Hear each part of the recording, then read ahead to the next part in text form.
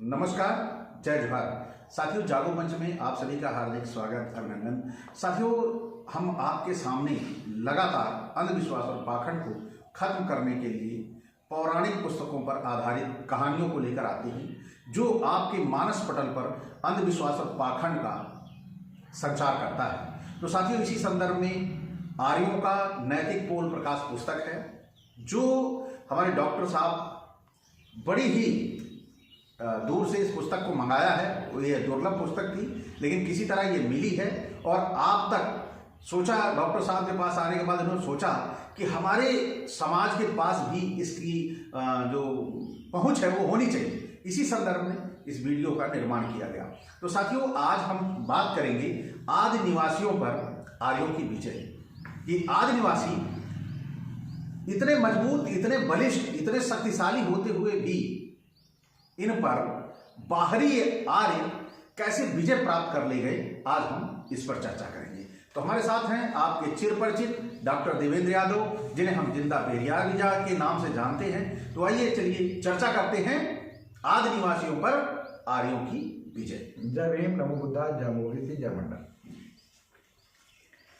आज अचल भाई जो है बहुत मजेदार पुस्तक है। जी जी, ये पुस्तक तो हिला देने वाली है। आज इससे पहले हम लोग चर्चा कर चुके हैं बेचारे आर्य जी, आर्यों ने देश को गुलाम कैसे बनाया जी। अब ये आदि निवासियों पर आर्यों की विजय जी जी। तो इसमें लिखा स्पष्ट जो है, विजेता आर्यों ने आदि निवासियों से दंड स्वरूप धार्मिक, सामाजिक, आर्थिक एवं राजनैतिक सारे अधिकार उनसे छीन लिए। आर्यों ने आदिवासियों से सारे अधिकार छीन लिए। अपनी धार्मिक पुस्तकों में उन्हें पादप जी, अंत्यजय, अंत्यज, अधन्य, वृषभ, नीच, चांडाल जितने भी गंदे शब्द हो सकते थे पूरे के पूरे उनके लिए इस्तेमाल कर लिया। सारे घृणा पैदा करने वाले अपमानजनक शब्द। जी जी जी। जब और विजेता आर्यों ने आदि निवासियों को हराकर उन्हें दास बना लिया और इन्होंने सायण भाष्य अथर्ववेद कांड 17 जब आप पढ़ेंगे तो उसमें ये वर्णित मिलेगा कि कैसे उन्होंने षड्यंत्र ये किया जी जी। जब आगे चलिए, जब आर्यों ने 4 वर्ण का विधान बनाया जी, यानी कि ब्राह्मण, क्षत्रिय, वैश्य, शूद्र जी, तो उपयोग जो आदि निवासियों को जो जीता था उन्होंने जी, उन्हें ही शूद्र कहा। All India backward classes commission की रिपोर्ट 1956 में इनको पिछड़ी जाति, अनुसूचित एवं अनुसूचित जनजाति जी के नाम से पुकारा गया। ठीक है, इन्हीं को कहा जाता है। जो आज हम 85-90 की बात करते हैं वो यही है। जो जिन आर्यों के लाभ के लिए अनार्यों यानी कि आदिवासियों का सर्वनाश किया, उन्हें भगवान का अवतार कहकर पुकारा ताकि सब आदि निवासी उस नकली भगवान से डरते रहें और आर्यों के पालतू गुलाम बने रहे। और डॉक्टर साहब गलत तो लिखा नहीं है, आज वो भी तो यही रहा है। सही कहा है। जितने भी हमारे जिसे अनार्य बोलते हैं, जिसे हम मूल निवासी बोलते हैं, जिसे हम शूद्र बोल रहे हैं, जिसे हम पिछड़ा बोल रहे हैं, जिसे अनुसूचित जनजाति बोल रहे हैं, पूरा का पूरा हमारा ये तबका नकली भगवान के पीछे पागल है, हाथ धो के पड़ा हुआ है। हाथ धो के पड़ा हुआ कि हम होड़ लगाए हैं कि हम ब्राह्मणों से छीन लेंगे। ब्राह्मणों से छीन ले जो है कि इनके ना रह जाए, वो भगवान हमारे हो जाए। भाई जरूरत पड़ सकती है क्योंकि उनका 4-4, 5-5 मुंह है, 8-8 हाथ है, वो ये आ गए 10-10 किसका दुश्मन कहाँ रह जाएगा। आप देख रहे हैं आप जिन्हें लोग मस्जिदों में खोज रहे हैं उनके पीछे उन भगवानों को जो मस्जिदों के नीचे दबे हुए हैं, छिपे हुए हैं, उनको हमारा समाज ये खोजने में लगा हुआ है कि उन्हें हम अपना आराध्य बना लें। भाई भगवान है तो वो खुद नहीं प्रकट हो सकते। बिल्कुल कमाल की बात है, खोदने से। जी जी। डॉक्टर साहब, अभी ये मैंने आज पोस्ट भी किया है इस विषय में कि एक तरफ हमारे हम लोगों के भगवान हो गए, दूसरे उनके अल्लाह हो गए, तीसरी तरफ जीसस हो गए। सभी के धर्म वाले यही कहते हैं कि हमने ब्रह्मांड बनाया, वो कहते हैं कि पूरी जो पूरा ये पृथ्वी है हमारे पूरा सब कुछ बनाया। लेकिन इनके मालिकों को ये नहीं पता चल पा रहा है कि ये हिंदू कैसे आ गए, और हिंदू वाले ने बनाया है कि मुस्लिम कैसे आ गए, ईसाई कैसे आ गए। और अगर ये सब इन सबका मालिक एक है तो वो इनको क्यों नहीं समझ पा रहा है कि आपस में लड़ क्यों रहे हैं। आखिर ये लड़ाई अंधश्रद्धा की है। अंधश्रद्धा की है, आपने कहा। आइए हम पुस्तक की ओर चलते हैं। पुस्तक में अभी बहुत मजेदार अगला पैराग्राफ होने वाला है। कहा जाता है कि हिरण्याक्ष जी ने पृथ्वी को चटाई की लपेट लिया। साला ये इतना मजाक, इतना बड़ा मजाक, भगवान का मजाक बना दिया गया है। मतलब कि ब्राह्मणों ने भगवान तक को नहीं छोड़ा है मजाक बनाने, मतलब नहीं, हिरण्याक्ष तो राक्षस था शायद। हाँ जो भी, लेकिन ब्राह्मणों ने मतलब कहानी को चटाई की तरह लपेट दिया। कुछ दिन में ऐसा ना हो कि जेब में धर के घूमते रहें। देखिए आगे हो जाता है मुझे मतलब डर तो लगा ही रहता है। सिरहाने मतलब कि सिरहाने तकिया की तरह रख लिया और लेट गया। क्या बात है। डॉक्टर साहब डर लगता है कहीं पृथ्वी को लपेट के रख ले जेब में, किसी दिन जेब में, और हम लोग अंदर अंदर जाके दूसरी जेब से झाड़ करें तो ये क्या हो रहा है। बिल्कुल मजेदार। उन्हें भगवान ने सुअर का अवतार लेकर मार डाला। ओ मतलब आदमी का अवतार लेते तो ना मार पाते, सुअर का अवतार लिया। गुड। बुद्धिवादी वास्तविकता यह समझ में आती है कि मिट्टी के किसी टीले की आड़ में हिरण्याक्ष खाना कर रहा होगा, उसके आसपास भी ऐसी ही गंदगी होगी। टीले की आड़ में एक व्यक्ति सुअर की भांति घुड़कता हुआ आया होगा, अचानक हथियार का वार करके धोखे से हिरण्याक्ष को मार डाला। नहीं डॉक्टर साहब, ये भी हो सकता है जंगली सुअर होता है। जंगली सुअर होते हैं, हाँ होते हैं। अब ये पखाना करने बैठे होंगे, उस समय बाहर ही जाया करते थे, है ना।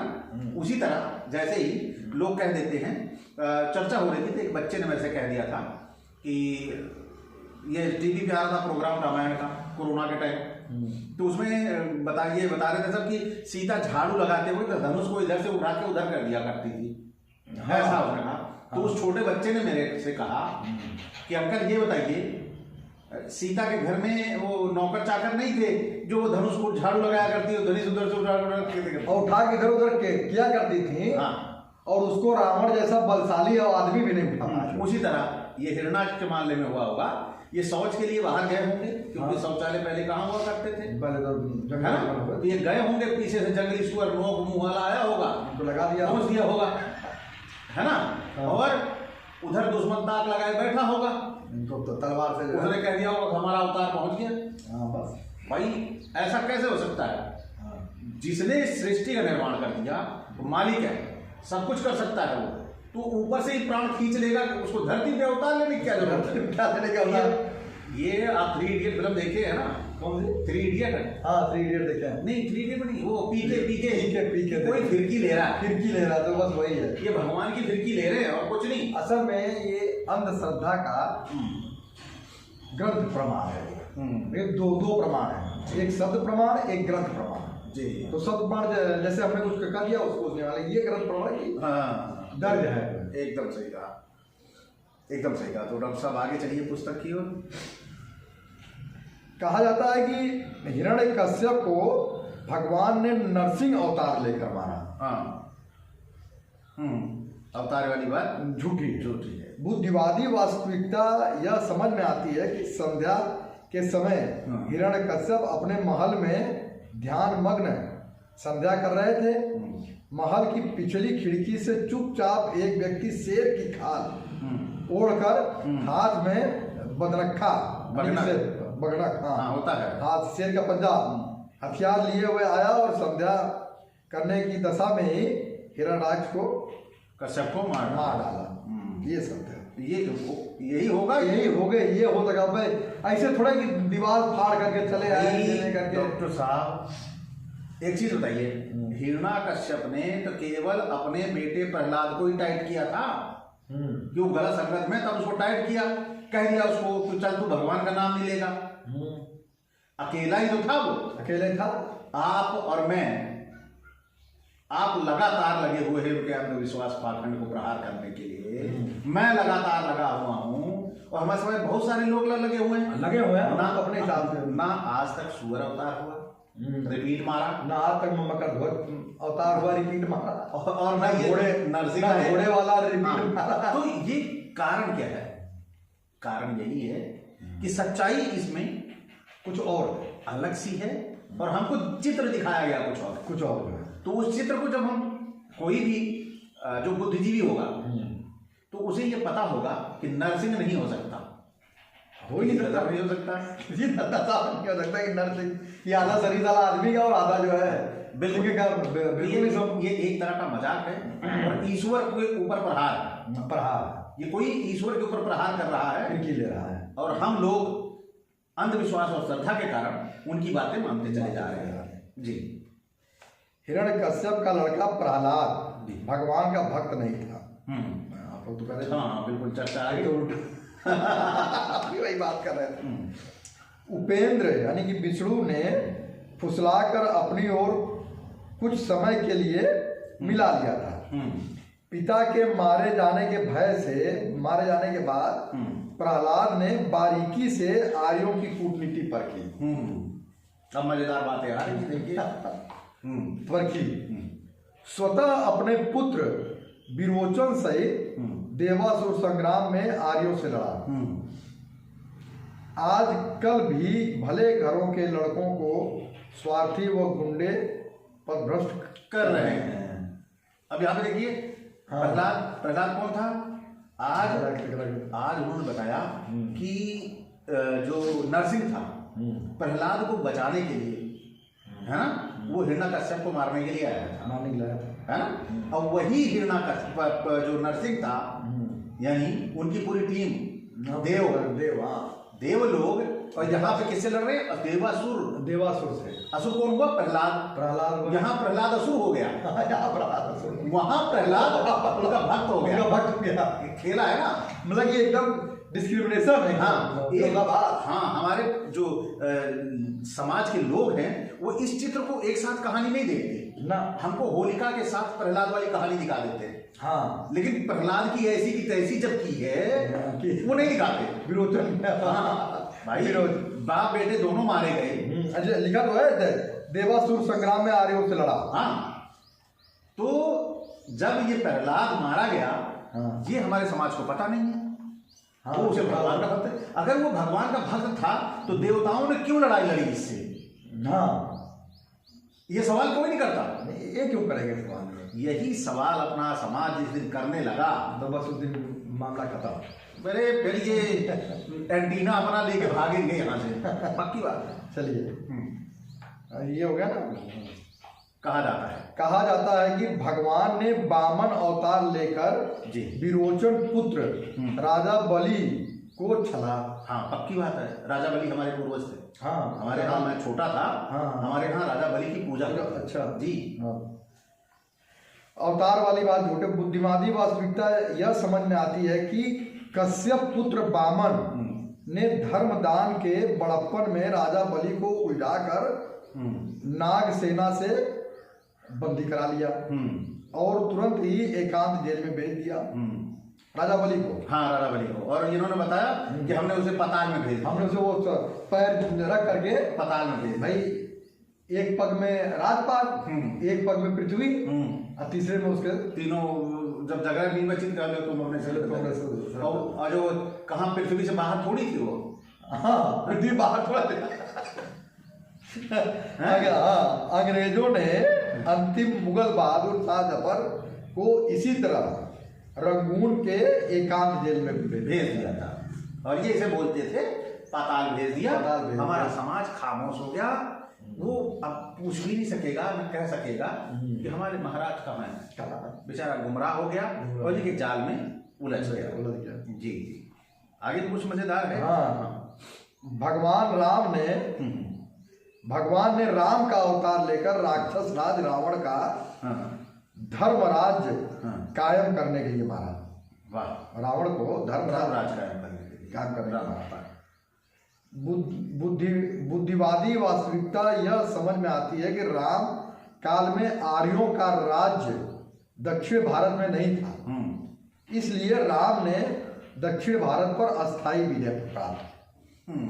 कहानी जोड़ दी है, कहानी रावण की कहानी जोड़ दी है। हाँ, पंपासुर के राजा, पंपासुर के राजा सुग्रीव, अच्छा सुग्रीव वही वाले क्या? हाँ वही वाले सुग्रीव। और लंका के राजा विभीषण वास्तविक अस्थाई राजा बाद में भी रहे। हाँ। इसी शिक्षा के अनुसार भारत की प्रधानमंत्री इंदिरा गांधी ने बांग्लादेश के शासन की बागडोर शेख मुजीबुर रहमान को सौंप दी। बिल्कुल उसी तरह जैसे रावण, तुम विभीषण तुम यहाँ पे राजा बने रहो, सुग्रीव तुम यहाँ पे राजा बने रहो, सब भाई को भाई से लड़वा के मरवा करके। ये था भगवान का फीचर। वास्तव में डॉक्टर साहब ये भगवान का फीचर नहीं है ना? ये भगवान ने सूर्य की तरह, हवा की तरह, है ना, प्रकृति जैसे सबके साथ समान व्यवहार करती है ना? उसी तरह पूरे समाज में ईश्वर की भी अगर कहीं पर कल्पना होगी या होगा, वो मैं इस मामले में मेरा संदेह है कि वो है ना? तो मैं ये कहता हूँ कि होगा तो समान व्यवहार करेगा।